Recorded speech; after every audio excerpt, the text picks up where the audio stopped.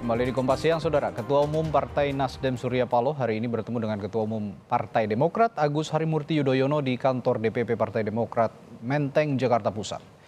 Ini adalah kali pertama pertemuan keduanya setelah Partai Nasdem resmi mendeklarasikan Anies Baswedan sebagai bakal calon presiden Januari lalu. Partai Demokrat dan Nasdem kini berada dalam koalisi perubahan bersama Partai Keadilan Sejahtera atau PKS.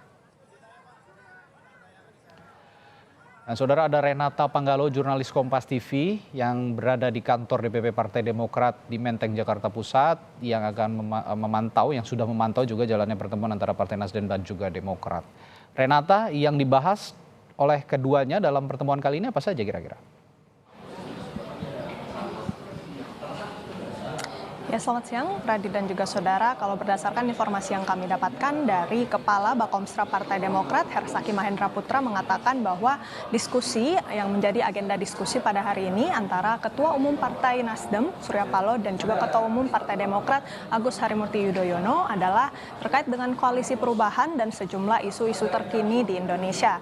Kalau kita jabarkan, yang pertama adalah koalisi perubahan. Di sini yang perlu kita cermati nantinya dari hasil diskusi mereka, tentunya di mana nantinya sekretariat bersama dari koalisi perubahan ini. Kemudian kapan deklarasi akan dilakukan oleh koalisi perubahan dan kapan kemudian piagam akan ditandatangani oleh masing-masing ketua umum partai yang terlibat dalam koalisi perubahan ini. Sejauh ini koalisi perubahan memang sudah dibentuk dan ada 3 partai, yakni Partai Demokrat, Partai Nasdem, dan juga Partai Keadilan Sejahtera atau PKS.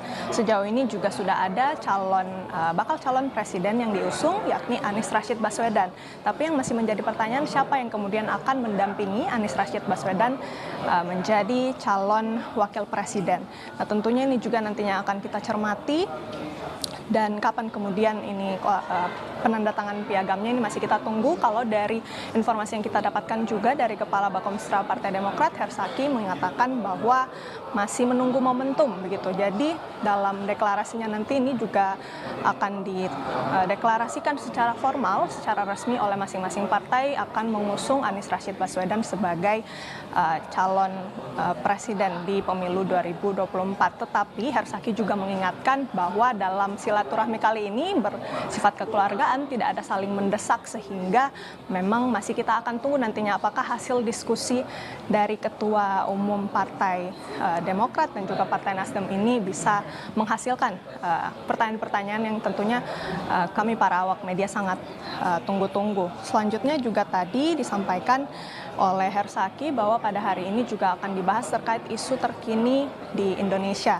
Kalau yang kita ketahui tadi dibahas terkait dengan judicial review sistem pemilu proporsional terbuka, yang dimana Partai Nasdem dan Partai Demokrat juga sudah mengatakan atau sudah menolak gitu ya adanya revisi undang-undang pemilu ini. Tetapi kalau dari Partai Demokrat sendiri, kalau Hersaki mengatakan bahwa sangat menanti-nantikan kapan nantinya kemudian Partai Demokrat bisa berkesempatan nanti dalam sidang di Mahkamah Konstitusi bisa secara langsung menyatakan ketidaksetujuannya.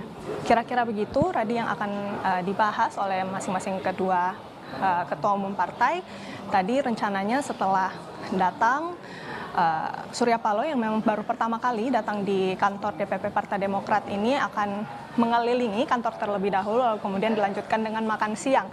Satu hal juga tadi yang diingatkan oleh Hersaki adalah dalam diskusi hari ini nantinya akan ada kejutan yang diberikan oleh masing-masing ketua umum. Jadi nanti kita nantikan juga konferensi pers setelah diskusi ini selesai. Radi. Ya, posisinya masih cair menjelang pemilu, tapi akan ada kejutan kata Renata tadi.